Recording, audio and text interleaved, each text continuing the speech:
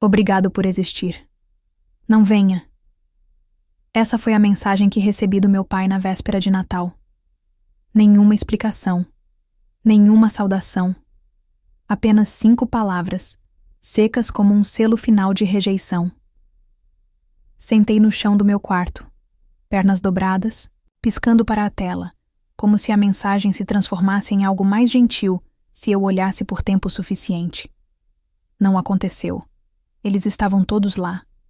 Meus pais, minha irmã, comemorando o feriado como uma família feliz e completa. E eu fui o único deixado de fora. Novamente. Minha irmã, Lori, havia perdido o emprego, ou pelo menos foi isso que ela alegou. E enquanto ela descobria as coisas, eu pagava tudo, cada conta, silenciosamente, sem reclamar. Porque é isso que a família faz. Naquela noite, ela não disse muito antes de sair para o jantar de Natal na casa dos nossos pais. Apenas jogou o casaco por cima do ombro, deu uma última ajeitada nos cachos diante do espelho e parou na porta. Caso eles perguntem, eu disse a eles que você tá meio que ocupado aqui, sabe? Já que seu nome não está no contrato. Comentou casualmente. Ela não disse isso como uma piada. Disse como um fato. Olhei por cima dos pratos que estava lavando. Minhas mãos congelaram na água com sabão. Você disse a eles o quê? Ela revirou os olhos. Relaxa. Não é grande. Coisa. Eu só não queria que eles pensassem que estou deixando você morar aqui alugado ou algo assim. É mais fácil assim. Mas eu estou pagando o aluguel. Respondi com a voz baixa, mas firme. Sim, bem. Eles não precisam saber disso. Saiu antes que eu pudesse responder. Eu não mandei mensagem. Eu não liguei. Eu não tentei me explicar. Em vez disso, sentei na mesa da cozinha, olhando para as luzes de corda baratas que pendurei semanas atrás, me perguntando por quantos anos. Mas eu continuaria fazendo isso. Continuar pagando por pessoas que já haviam decidido que eu não pertencia. À meia-noite, tomei uma decisão. Levantei-me, abri o armário do corredor, peguei o kit de ferramentas e troquei as fechaduras. Sem hesitação. Sem culpa. Quando fui para a cama, o apartamento parecia mais leve, quieto, seguro, meu, talvez pela primeira vez. Na manhã seguinte, por volta das 8h17, ouvi o som de chaves tateando a porta. Um clique. Um palavrão. Outro clique. Nada. Depois batidas, depois pancadas. Depois silêncio. Eu não abri a porta, mas deixei algo para ela. 2 caixas embrulhadas para presente estavam dispostas ordenadamente no tapete. Uma era de tamanho médio, amarrada com uma fita perfeita. A outra era menor, e ainda se movia. Começou pequeno. Primeiro as compras de supermercado, depois o aluguel, depois os empréstimos, que ela afirmava que pagaria totalmente em breve. E quando foi demitida novamente, eu não fiz perguntas. Apenas intervi. Fiz turnos extras, vendi meu laptop antigo, desisti de hobbies, de viagens, até mesmo de namoro. Me convenci de que isso era apenas temporário. Que ajudar minha irmã a se manter à tona era o que bons irmãos faziam. Mas o temporário virou rotina. A rotina virou obrigação. E a obrigação virou silêncio. Porque... o que você diz a alguém que deixa você pagar todas as contas e depois diz aos seus pais que você está ocupando o apartamento dela? Eu deveria ter previsto isso. Lori sempre teve jeito com as palavras.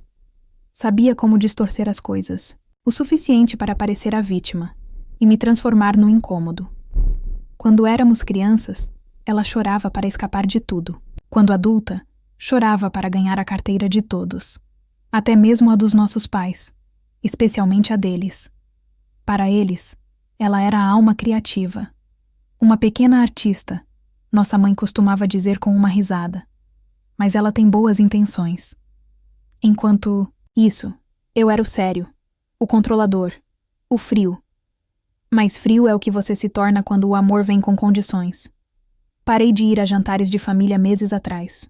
Não porque não quisesse vê-los, mas porque eu não conseguia mais fingir.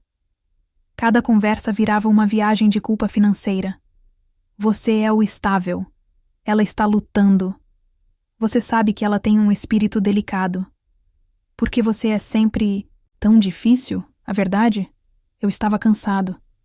Cansado de pagar por tudo. Cansado de ser o único adulto na sala. Cansado de acordar todos os dias em um apartamento que eu bancava, apenas para ouvir que eu era um fardo. Mas o momento que instalou algo em mim aconteceu 3 semanas antes do Natal. Estávamos sentados na sala de estar. Eu havia acabado de sair de um turno de 12 horas e trouxera comida para nós dois. Coloquei a sacola na mesa. Lori nem levantou os olhos do celular. Você pode me mandar um Pix? Disse casualmente. Pela minha parte da comida? Pisquei, confuso. Você quer dizer a comida que eu comprei com meu cartão, usando o meu dinheiro, enquanto você não paga o aluguel há 3 meses? Ela deu de ombros, os polegares ainda voando pela tela. Mas você escolheu fazer isso. Eu não pedi. Você que ficou se oferecendo o ano inteiro. Sério? Perguntei incrédulo. Sim, respondeu finalmente olhando para cima. Bem, ninguém te forçou, e foi aí que me dei conta. Ela nunca se sentiu culpada, nem uma vez. Ela não estava me usando por desespero. Ela estava me usando porque eu deixei. 1 semana depois vi a fatura do cartão de crédito. Não era minha, era dela. Ou o que deveria ter sido dela. O único problema? O extrato estava em meu nome. Sentei na beira da cama, com o coração batendo forte, olhando para o saldo de 7.000 gastos na Apple, Zara, um spa resort e um estúdio de tatuagem. Liguei para a empresa. Eles confirmaram que a conta foi aberta com o meu número de previdência social e o meu e-mail. Ela roubou minha identidade. Eu nem a confrontei imediatamente. Apenas fiquei em silêncio. Observei. Rastreei. Tirei capturas de tela. Vi Lori andando pelo apartamento com botas novas e um Apple Watch, rindo no FaceTime com as amigas, falando sobre seu irmão idiota como se eu não estivesse a apenas 5 metros de distância. Eu já estava chegando no meu limite. Mas então chegou o Natal e a mensagem do meu pai. Obrigado por existir. Não venha. E Lori, naquela noite bebendo vinho, disse com um sorriso irônico. Quero dizer, você não pode esperar que eles te vejam como família quando age como um inquilino. Então troquei as fechaduras. Deixei para ela os presentes que eu havia comprado originalmente, porque eu não sou cruel, e adicionei mais um. A segunda caixa. Dentro, uma cópia da fatura do cartão de crédito com o nome dela escrito com marcador vermelho e um pendrive com arquivos de áudio, gravações, que eu fiz dela se gabando para as amigas, uma em que ela dizia rindo: honestamente, ele merece. Ele é como um banco sem taxas de cheque especial. Por que eu não aproveitaria? A caixa tremeu um pouco por causa do celular que esconde dentro, definido para vibrar em loop com um alarme programado. Eu queria que ela sentisse o que eu senti o ano inteiro. Confusão, abalo, desorientação. Eu estava na cozinha reaquecendo sobras quando começaram as batidas. Não eram batidas comuns. Eram como se alguém quisesse arrombar a porta. Não me surpreendi. O que me surpreendeu foi o quão calmo me senti. Abri a porta lentamente. Lá estava ela. O cabelo de Lori estava uma bagunça. Delineador borrado. Raiva estampada no rosto. O que é isso? Ela gritou, segurando a caixa prateada que ainda se movia como se fosse uma bomba. Inclinei a cabeça. Um presente de Natal. Estava vibrando, eu sei. Você abriu? A boca dela abriu e depois se fechou. Devia? Perguntei, dando um passo. Para o lado. Entre, já que você não tem mais as chaves. Ela entrou furiosa, deixando a caixa na mesa de centro. A fita estava meio desamarrada. Ela arrancou a tampa e olhou. Silêncio. Dentro, perfeitamente organizado, havia uma pilha de capturas de tela impressas. Conversas de texto onde ela me chamava de aproveitador e de apenas um caixa ambulante. Um pendrive etiquetado. Para o pai, reproduza isso se ainda tiver uma coluna vertebral. E um post-it, dobrado cuidadosamente com apenas uma linha. Seu contrato de aluguel acabou. emocionalmente e de outras formas. Ela se virou para mim com os olhos selvagens. Você é sem coração. Não, respondi. Eu só terminei. Bem. Nesse momento, meu celular começou a vibrar. Uma ligação do meu pai. Atendi no viva voz. Filho, o que está acontecendo? Sua irmã acabou de nos mostrar o que você deixou para ela. Isso foi cruel. O que aconteceu com a família? Soltei uma risada curta. Você quer dizer à família que me disse para não vir no Natal? Isso não era sobre você, ele rebateu. Você tem sido frio. Você se isola. Você me disse para não vir. Interrompi. E adivinha o que eu escutei? Lori arrancou o telefone da minha mão. Pai, ele ficou completamente maluco. Ele trocou as fechaduras. Ele está me perseguindo. Ele plantou... Ah, por favor, falei, pegando o celular de volta. Por que você não conta a ele o que tem naquela caixa de verdade? Houve uma pausa. Pai, continuei com a voz firme. Você sabe quem está usando o meu nome para abrir contas de crédito? Sabe quem tem uma dívida de quase 7.000 sob a minha identidade? Silêncio. Então papai falou. É verdade? Não, gritou Lori. Ele está inventando, está tentando chamar atenção. Então por que a Capital One tem o e-mail dela vinculado a uma conta com o meu número de previdência social? Perguntei. Por que há recibos das lojas onde ela faz compras com o meu nome? Nenhuma resposta. Mas a melhor parte. Continuei caminhando até a prateleira e puxando um pequeno alto-falante preto. É isso aqui. Apertei play. A voz dela encheu a sala, clara como o dia. Ele é tão fácil de manipular. Ele sempre se sente culpado. Eu poderia incendiar o apartamento e ele ainda pagaria minha conta de telefone. O rosto dela perdeu toda a cor. Isso está fora de contexto. Sério? Levantei uma sobrancelha. Qual é o contexto de ele merece sofrer? Papai ficou em silêncio. Ela também. Assim como o mundo. Então veio a batida. Suave, inesperada. Abri a porta. Era mamãe. E atrás dela, com o microfone, nas mãos, o ex-namorado de Lori. O que você... Lori começou. Eu preciso falar com você, Lori, Diego disse. A voz dele tremia, mas não de medo, de fúria. Acabei de descobrir, ele disse, olhando diretamente para mim, que alguém estava usando meu nome. Um iPhone encomendado no mês passado, um hotel reservado em meu nome. Eles me ligaram hoje para fazer o pagamento. Ele se virou para Lori. Foi você? Ela abriu a boca, fechou e abriu de novo. Eu... Por que eu faria isso? Ele olhou para a caixa na mesa de centro. O pendrive, as capturas de tela impressas, o alto-falante ainda brilhando em vermelho. Acho que você deveria ir embora, ela disse. Eu quero ouvir de você, Lori. Diego entrou. Meu maxilar cerrou. O que você quer dizer com isso? Quero dizer... Ele disse, olhando para mim. Pelo visto, nós dois fomos enganados pela mesma pessoa. E talvez seja a hora de pararmos de jogar o jogo dela. Lori piscou como se tivesse levado um tapa. Você está do lado dele? Tô do meu lado. E se foi mesmo, você pode ter certeza que eu vou fazer você pagar. Diego foi embora, e ela ficou lá, congelada. Pela primeira vez na vida.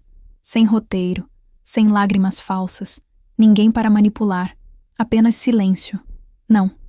Se preocupe, eu disse jogando o casaco dela da cadeira. Suas coisas estão no corredor, bem ao lado do lixo. Sinta-se à vontade para adivinhar qual é qual. Na manhã seguinte, Lori saiu do apartamento. O silêncio no lar não era mais vazio. Era merecido. Fiquei na cozinha, segurando uma caneca de café reaquecido, observando o vapor subir em espirais preguiçosas. Eu esperava sentir culpa, talvez arrependimento, mas não havia nada disso. Nenhuma dor no meu peito, nenhuma dúvida. Apenas paz. Eu já tinha começado a compilar evidências. Eu tinha pastas literais, de documentação, capturas, de tela de extratos de cartão de crédito, registros de login de IP, histórico da minha conta bancária, e até recibos de cada cobrança que ela fez em meu nome.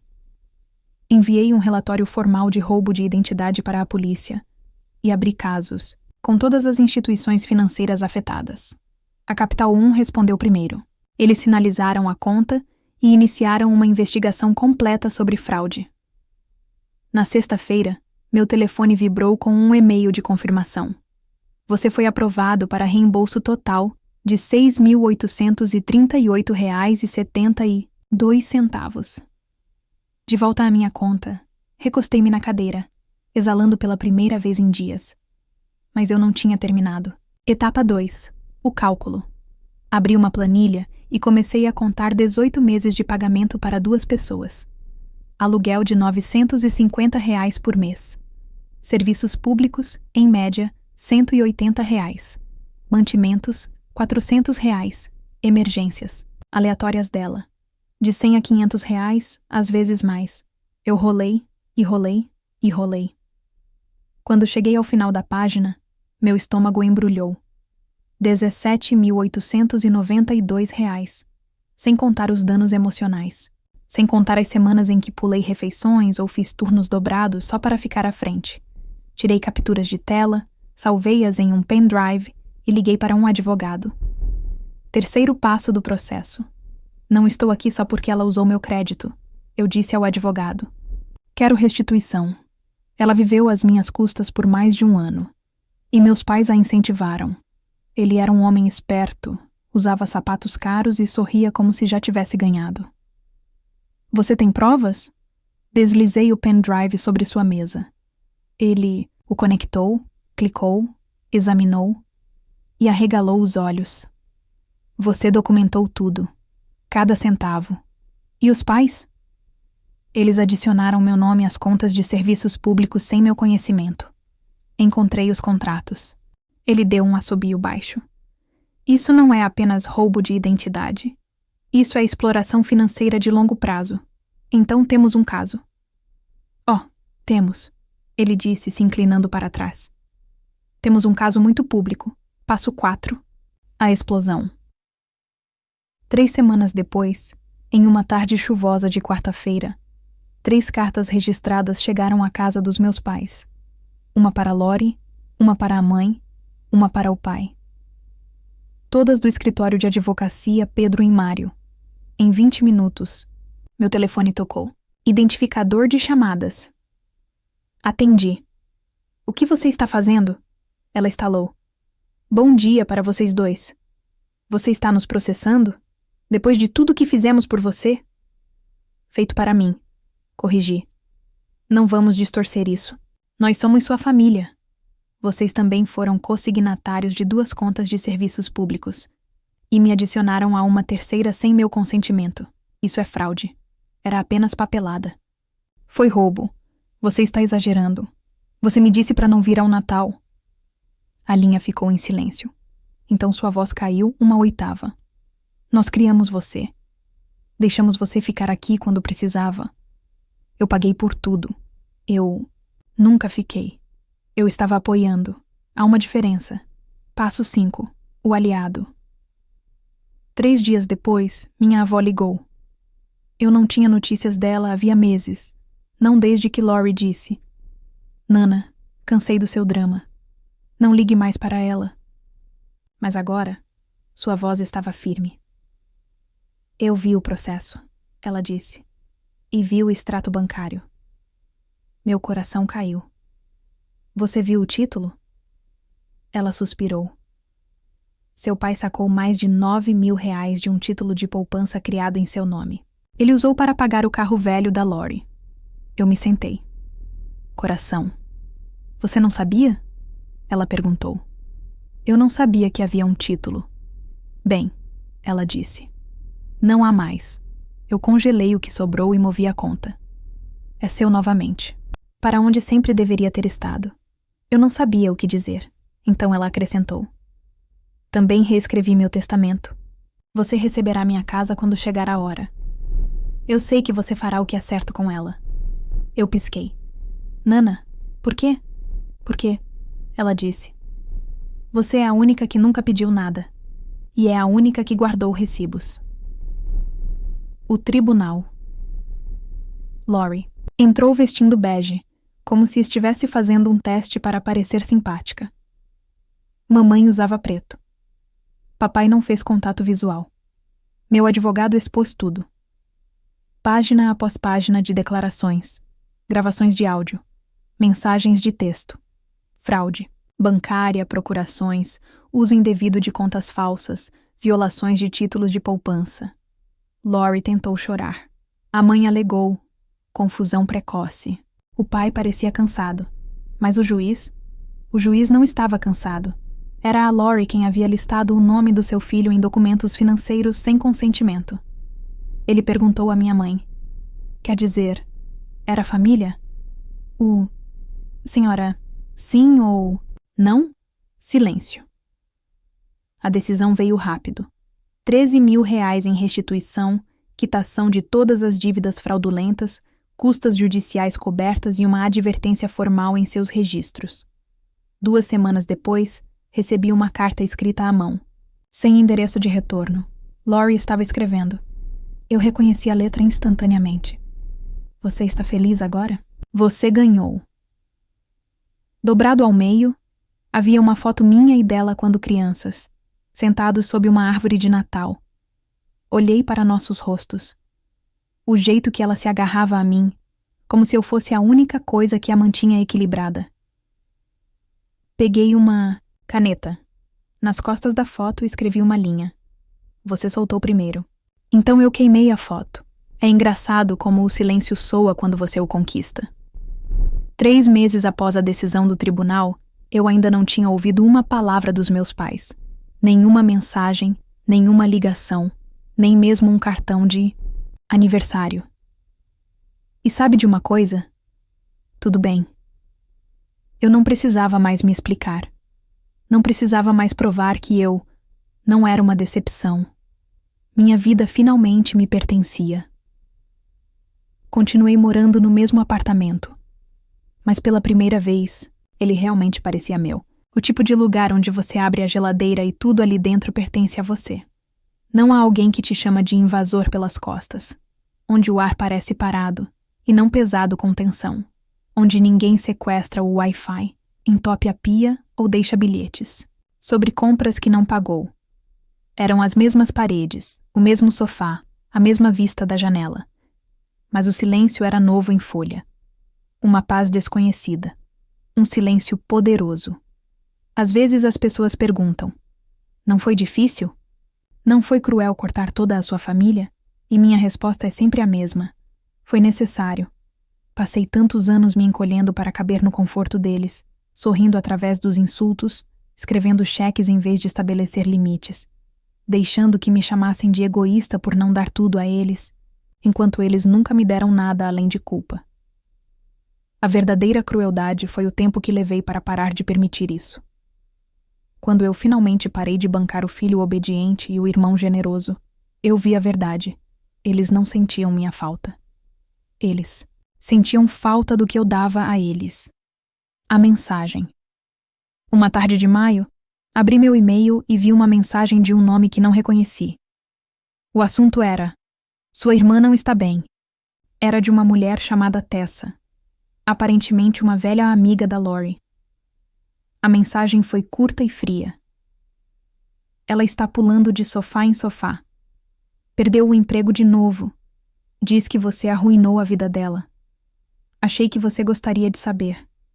Fiquei olhando para a tela por um longo tempo, e então apertei delete. Não porque eu não me importasse, mas porque se importar não é a mesma coisa que voltar atrás. Um dia, encontrei meu pai em um posto de gasolina. Trocamos olhares através da bomba. Ele parecia mais velho, menor, como alguém que finalmente havia ficado sem desculpas. Ele se aproximou lentamente, não com raiva, mas com uma estranha espécie de vergonha. Você parece bem, ele disse. Assenti, ele olhou para o chão. Você sabe que sua mãe ainda está brava. Fiquei quieto. Ela disse que você arruinou o Natal. Levantei uma sobrancelha. Isso é engraçado. Ela começou com o não venha. Eu apenas escutei. Ele suspirou. Família briga, filho. Não, respondi. Famílias lutam umas pelas outras. Você lutou por Lori. Você nunca lutou por mim. Ele não teve resposta. Apenas ficou ali, esperando que eu lhe desse um caminho de volta. Eu não dei. Entrei no meu carro, fui embora e senti paz. Isso não era vingança. Isso era liberdade. Deixe-me esclarecer algo.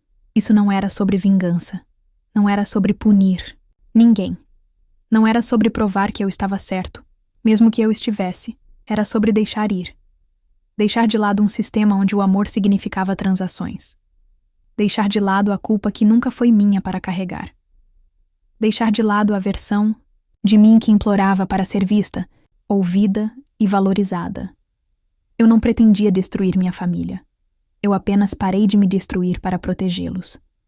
Pessoas como Lori, que pegam, culpam e distorcem, sobrevivem porque os outros continuam absorvendo o impacto. Eu parei de absorver. A máquina inteira desmoronou. Não porque eu a quebrei, mas porque eu fui embora e, pela primeira vez, a primeira vez real e profunda, me senti vivo. 2 semanas atrás, recebi um pacote, sem endereço de retorno. Dentro, havia um envelope simples, e dentro do envelope, uma única fotografia. Era eu e Alice, a filha da Lori, de anos atrás. Ela devia ter uns 4 anos. Estava sentada em meus ombros, rindo, segurando meu rosto com suas pequenas mãos. No verso da foto, uma escrita trêmula e desconhecida. Me desculpe por como minha mãe te tratou. Obrigado por tudo. Alice. Encarei as palavras até que ficassem borradas. Ainda não sei como ela conseguiu meu endereço. Talvez minha avó, talvez o destino. Mas aquele bilhete fez tudo valer a pena.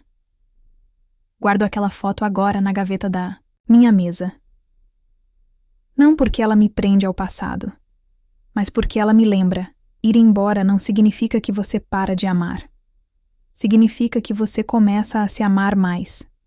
E isso não é vingança, isso é liberdade.